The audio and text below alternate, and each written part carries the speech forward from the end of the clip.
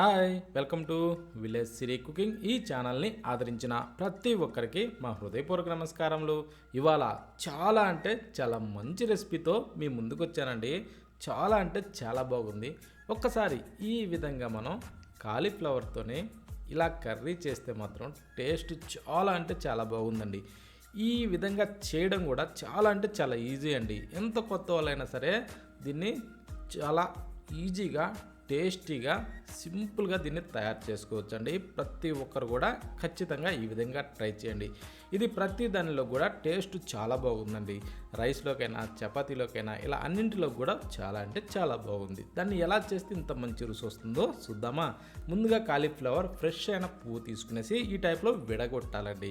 ఈ విధంగా విడదీసి పక్కన పెట్టి ఒక మిక్సీ జార్లోకి ఒక 4-5 టమోటాలని కొంచెం పెద్ద ముక్కలుగా కట్ చేసి వేసి జీడిపప్పులు ఒక 5-6 వేసుకునేసి ఇప్పుడు దీన్ని మెత్తగా మనం గ్రైండ్ చేసుకోవాలండి.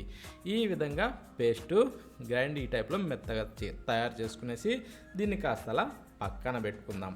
పక్కన పెట్టుకున్న తర్వాత ఇప్పుడు మనం ఏం చేయాలంటే స్టవ్ ఆన్ చేసి స్టవ్ పైన ఒక 2 చెంబులు నీళ్లు పోసిన ఒక బౌల్ని పెట్టి కొంచెం నీళ్ళని ఇలా వేడెక్కనివ్వాలండి. వేడెక్కిన తర్వాత ఇప్పుడు దానిలో 1 టేబుల్ స్పూన్ సాల్ట్ వేసేసి ఇక స్టవ్ ఆఫ్ చేసేసేయాలి.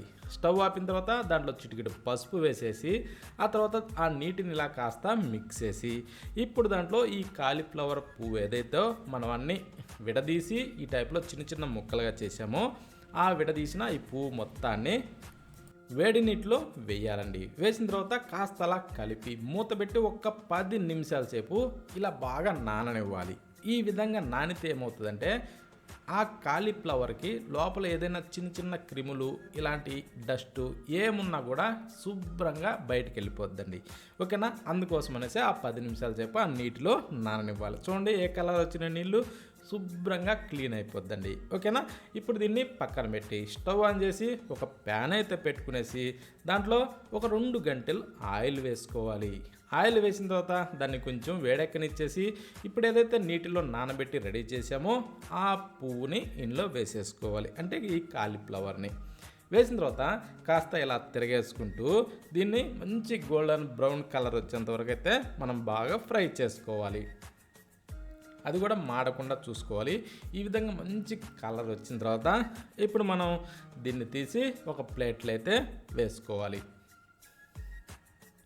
వేసిన తర్వాత ఇప్పుడు దీన్ని కాస్త అలా పక్కన పెట్టేసి ఇప్పుడు అదే ఆయిల్లో కొద్దిగా జీలకర్ర వేసుకొని ఇప్పుడు చెక్క అండి ఒక చిన్న ముక్క వేసుకొని ఒక 4-5 లవంగ పుల్లలు కూడా వేసి 2 యాలకుల బుడ్డలు అందులో వేసుకోవాలి.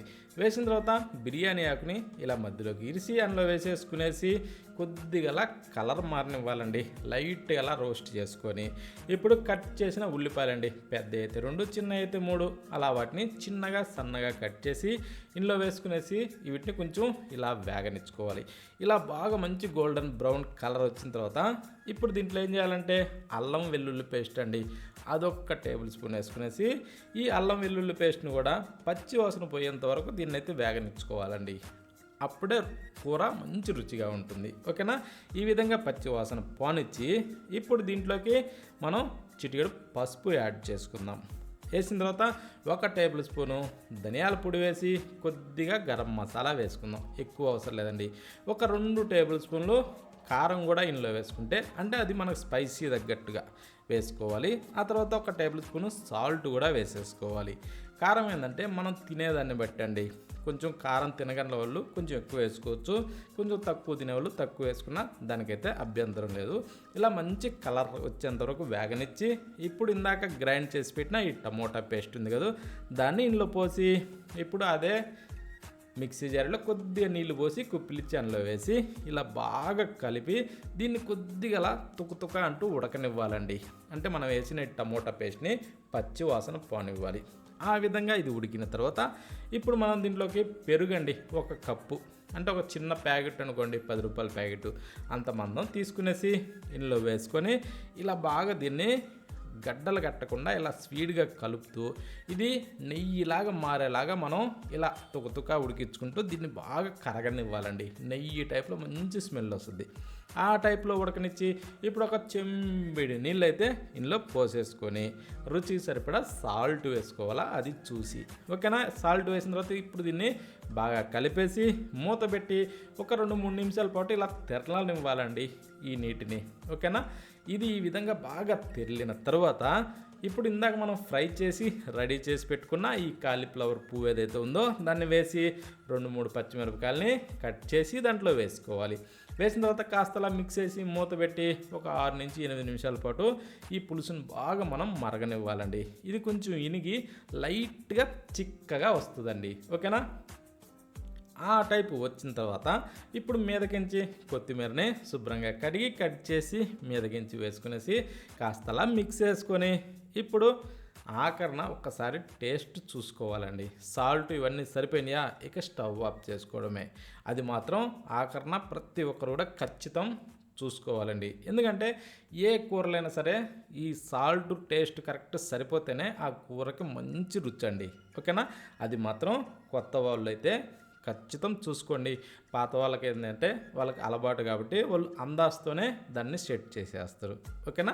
కొత్త వాళ్ళైతే మాత్రం ఖచ్చితంగా చూసుకోవాలి. ఆఖరణ చూసుకునేసి స్టవ్ ఆఫ్ చేసి ఇలా వేడిగా సర్వ్ చేసుకొని దేంట్లోకైనా తిని చూడండి. టేస్ట్ మాత్రం అద్భుతంగా ఉందండి. ఇలా తయారు చేసి వేడిగా చపాతీలోకైనా సరే అన్నంలోకైనా సరే తింటుంటే రుచి మాత్రం అద్భుతం అండి.